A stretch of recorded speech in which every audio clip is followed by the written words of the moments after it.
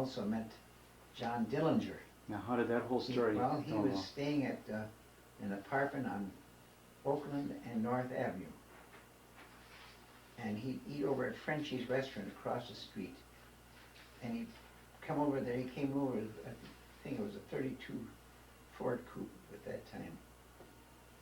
And he had work done on the car, and Did you know it was John Dillinger at the time? no, I didn't right away, but he was sitting there one day, I says, "Aren't you John?" And he looked at me and he says, "I don't know what you're talking about." In about 15 minutes he left, took his car and left, went down.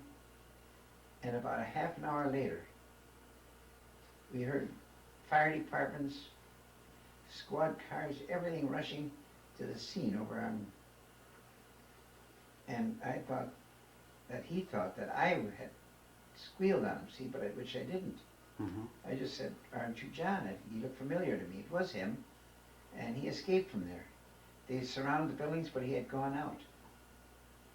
And a fellow by the name of Kotecki, he had a saloon across the street from Frenchie's, and he said he used to come in there every day. Did he know who it was? He came in with a little girl. Oh, I forget what her name was. She had a French name.